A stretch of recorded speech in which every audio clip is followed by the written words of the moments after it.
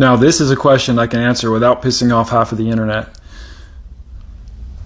Who am I kidding? So being a Jew or being Jewish is something that confuses a lot of Christians, especially when it comes to reading the Old Testament or applying the Old Testament to modern context. For example, a lot of Christians think that the Israelites wandering in the desert were all Jews, when in fact they were not. In that context, a Jewish person would have been someone who was from the tribe of Judah, which was only one of the 12 tribes. There were 11 other tribes that would not have been considered Jewish. In today's context, however, we consider everyone who resides in the land of Israel or has been born to a Jewish family through, I think it's a matrilineal descent, that those people are all Jewish regardless of what tribe they may think that they're from. Today there are many different sects of Christianity and Torah observance, so-called, that follow the law of the Old Testament as best as they possibly can, but definitely do not consider themselves Jewish. I am one of those people, or I was. Now, for a Gentile or Goyim or a non-Jewish person of today to become a follower of Judaism,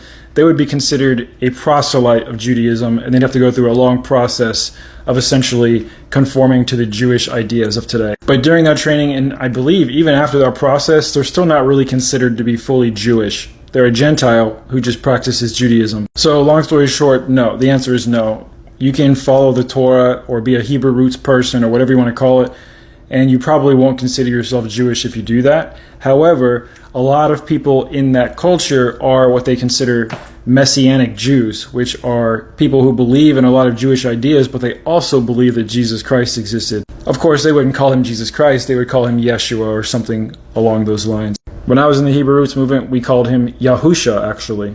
And just like you can practice the Torah and not be considered Jewish, you can also be considered Jewish and not practice the Torah. In fact, there are many people out there who are Jewish atheists.